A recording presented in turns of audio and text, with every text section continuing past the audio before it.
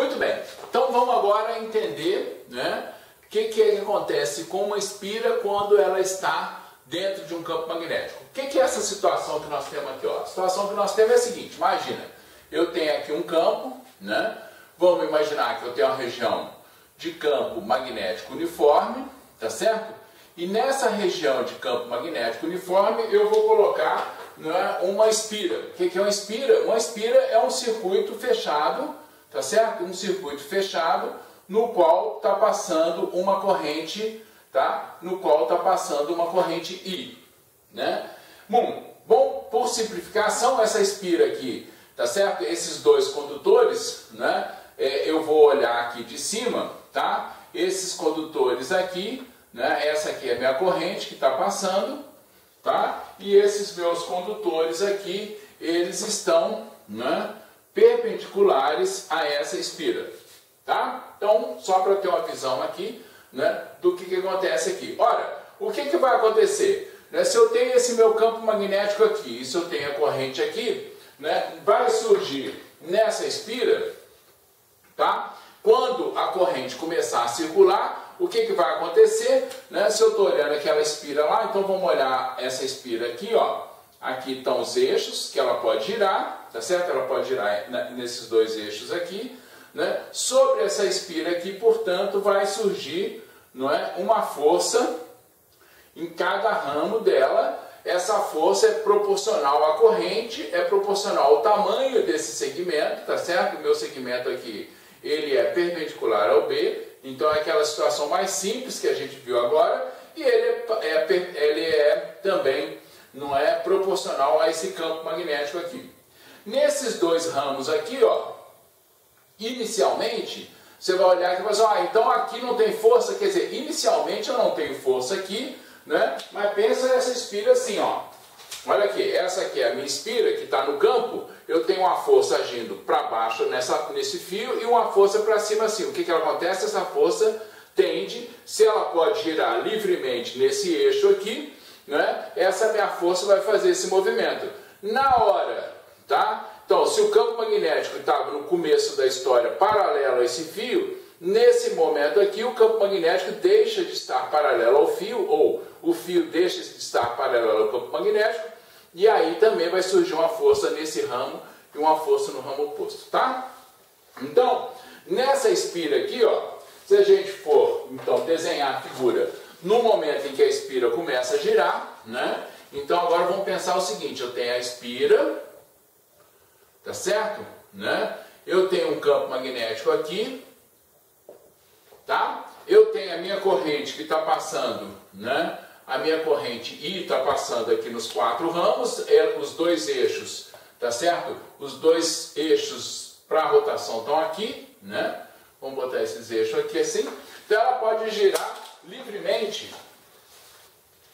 Ela pode girar livremente nessa posição aqui, ó. Se eu estivesse olhando aqui, ó, se eu estivesse olhando de frente, ela está aqui, você está vendo a vista aqui, ela está aqui assim, o campo está nessa direção aqui, tá? E ela pode girar nesse eixo, tá certo? Nesse eixo que eu desenhei aqui. Nesse caso, eu vou ter, né?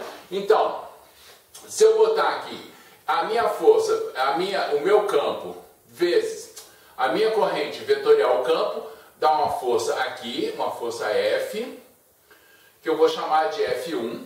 Nesse caso aqui, como o meu I está para cá, né, e o meu B está para cá, tá certo? A minha força I vezes B vai dar nessa direção aqui. Eu vou chamar de F2. Aqui eu tenho uma força que eu chamo de F3. E aqui eu tenho uma força que eu chamo de F4. Tá? Mas olha aqui, ó, tanto F2, tá certo?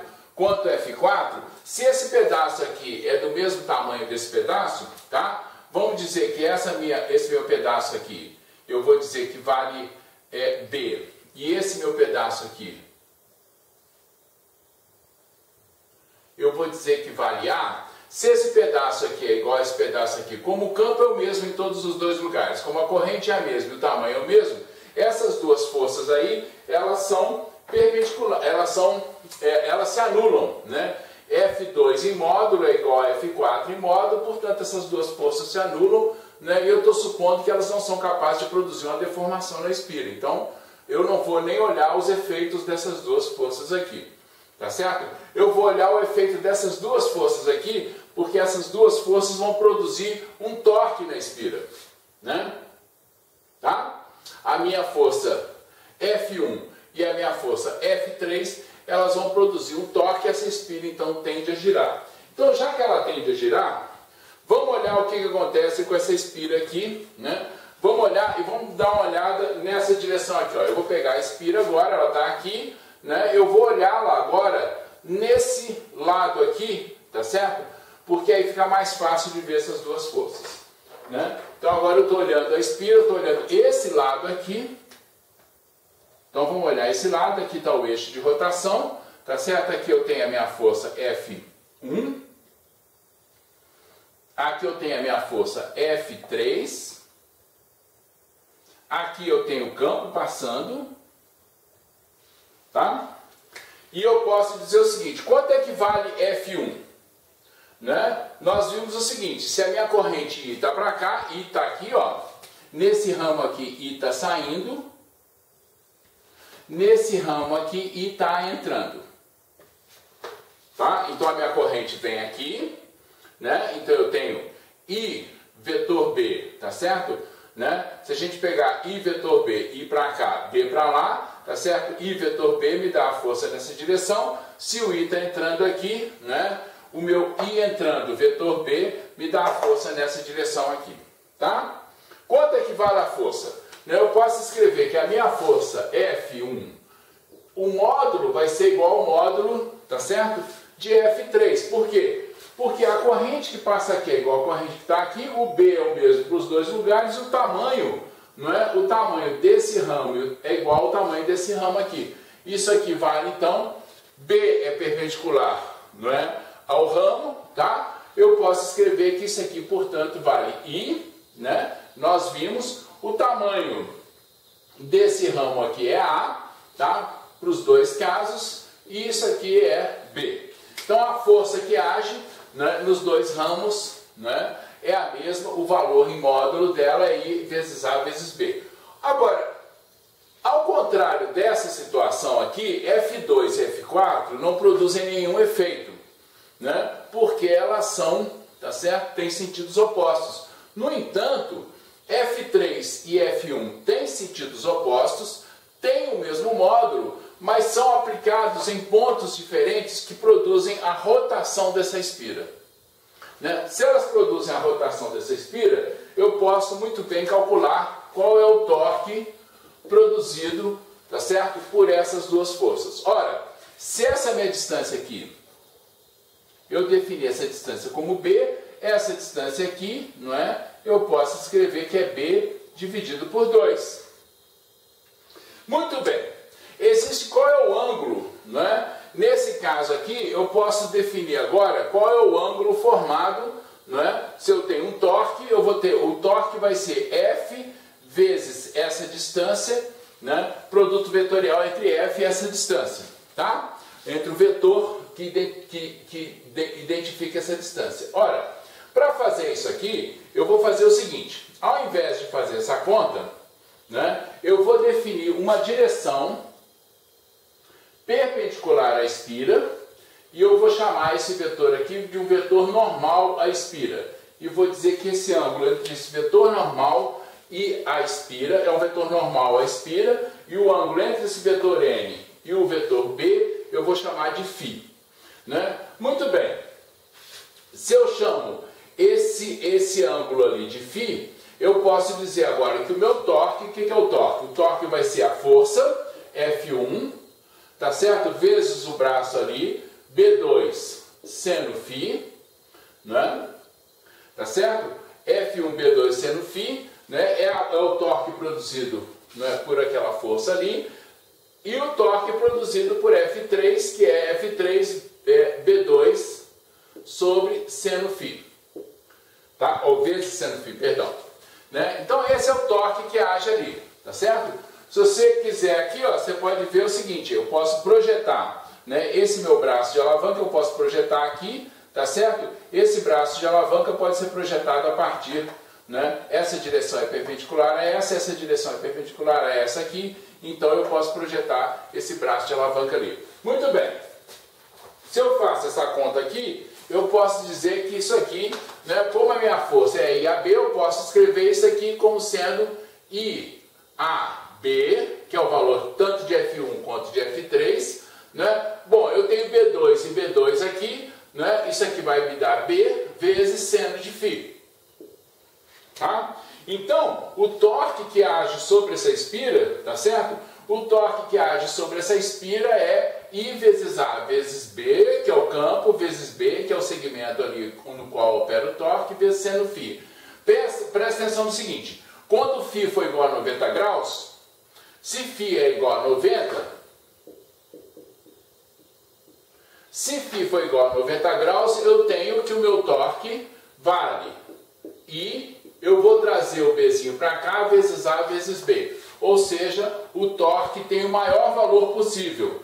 Quando o meu φ vale 0 graus, o meu torque vale 0.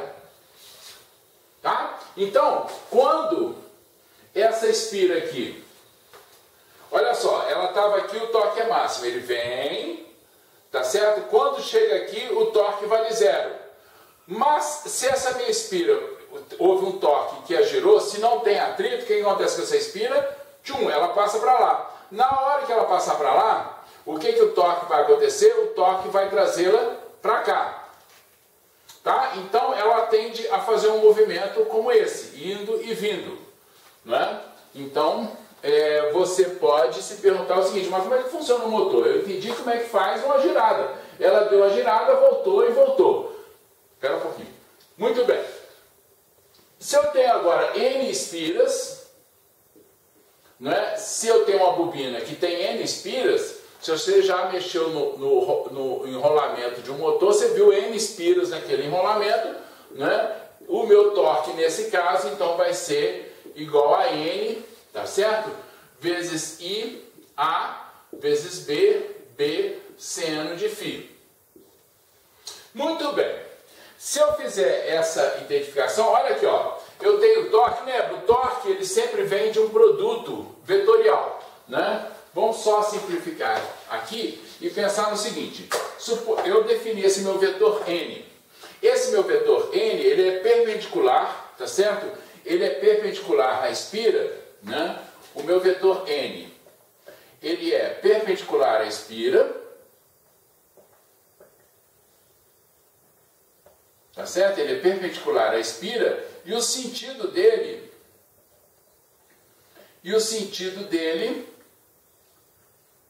é dado pela corrente no seguinte jeito. Se eu pegar a minha corrente, né? Se eu pego e olho essa minha espira e olho a corrente I, se eu olhar a corrente I que circula na espira, né? Se eu olhar, se eu faço com a mão direita, tá certo? Percorro a espira, o meu vetor N, ele aponta para fora na direção do polegar, tá? Então, se eu tenho uma corrente I circulando aqui, né? Essa minha corrente I identifica um vetor nessa direção aqui. Então, se eu olhar isso aqui, né? Se eu pegar tudo isso que está aqui, ó, tá certo? E chamar isso aqui, criar uma nova grandeza que se chama, identificada com a letra grega μ, tá? Se eu chamar isso aqui de momento magnético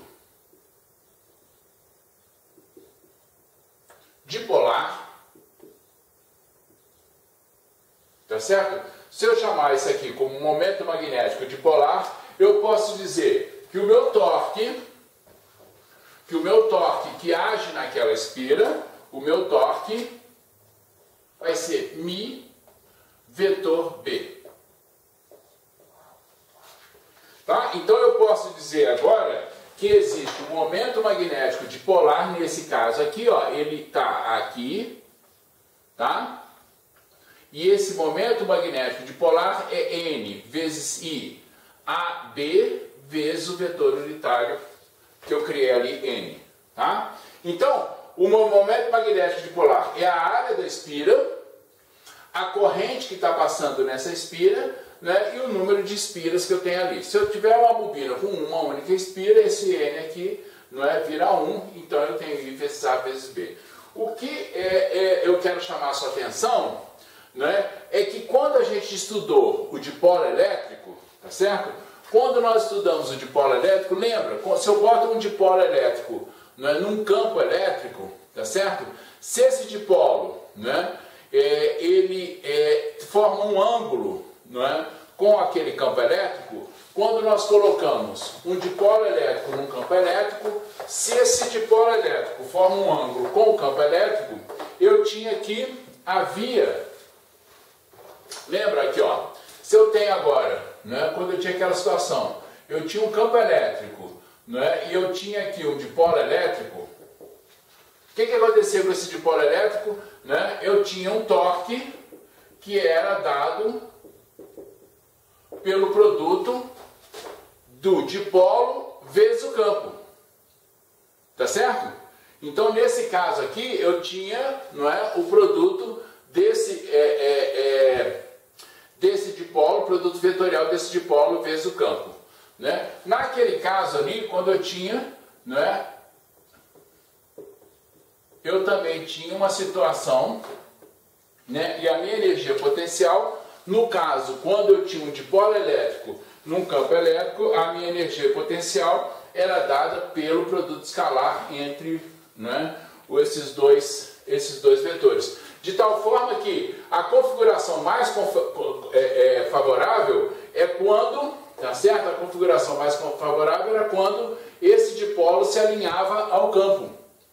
Quando esse dipolo se alinhava ao campo, eu tinha menor energia potencial, né? A mesma coisa aqui, ó. Quando esse valor, tá certo, se alinhar ao campo, então na hora que me se alinhar com o campo, a minha energia potencial vai ser a energia potencial, né, do equilíbrio, tá? Porque, né, olha só, nós falamos o seguinte, se eu tenho a bobina desse jeito aqui, tá? Se eu trouxer ela para cá, né, é a situação menos favorável. O que acontece? A minha bobina tende a ir formando uma direção, a bobina perpendicular com o campo, ou seja, alinhando esse Mi com o campo. Então daqui eu posso escrever, né, que a minha energia, dado uma configuração, um ângulo φ, vai ser igual a menos Mi escalar B. Tá?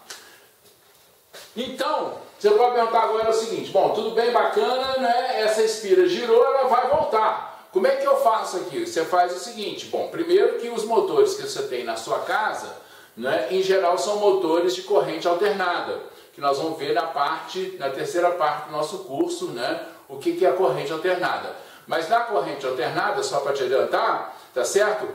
O sentido, né, o sentido da corrente se altera, né, o tempo todo com uma determinada frequência. Né? Nas nossas residências a frequência é uma frequência de 60 Hz, ou seja, ela se altera de sentido 60 vezes por segundo. Isso faz com que, né, se eu mudar esse campo, se eu mudar essa corrente, ao invés, quando eu passar nesse ponto aqui, quando eu chegar nessa posição aqui, ela muda de sentido, tá certo? A força que agir, ao invés de restaurar, vai empurrá-la e aí ela começa a girar. Né? Tem um outro jeito de fazer, que são os motores de corrente contínua, onde eu agora altero, na hora que a corrente, tá certo? Na hora que ele passa pela posição de equilíbrio, né, eu altero a posição das escovas e aí altero o sentido da corrente. Mas basicamente, né, eu produzo a rotação da espira, né, fazendo a alteração da corrente, do sentido da corrente, de uma maneira aí com uma certa frequência, tá? Então o que nós vimos? Nós vimos que, primeiro, né, que um condutor colocado num campo magnético, ele sofre a ação de uma força, tá certo? Então o condutor num campo magnético sofre a ação de uma força, e se eu agora crio um circuito fechado, né, esse circuito fechado no campo magnético, ele vai sofrer um torque, tá certo? né, chamo sua atenção que nós criamos aqui uma nova grandeza, que é o momento magnético dipolar, né, e esse momento magnético dipolar, ele tem, né, ele é proporcional ao número de espiras que estão agindo ali, a corrente que passa e a área da espira, né? Então eu poderia agora esquecer, né, essa minha espira, tá? Essa minha espira retangular e poderia colocar, por exemplo, uma espira circular. Se eu fizer isso, né, a área, ao invés de ser A vezes B, vai ser π vezes R ao quadrado. Tá? Então, uma espira circular no campo magnético, né, ela vai também sofrer um torque, né, da mesma forma como uma espira retangular, e o torque vai ser dado, né, a partir do momento magnético dipolar. Tá? Tudo bem?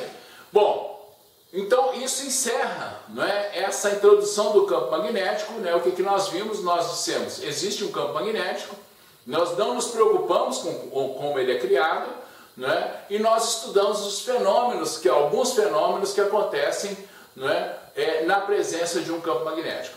Né. O próximo tópico do nosso curso vai ser agora, tá, como é que um campo magnético pode ser criado. Né? Como é que um campo magnético pode ser criado, tá? Bom, é o que nós vamos ver, né? Campos magnéticos criados por correntes elétricas. Tudo bem? Então tá, a gente se encontra daqui a pouquinho. Até já!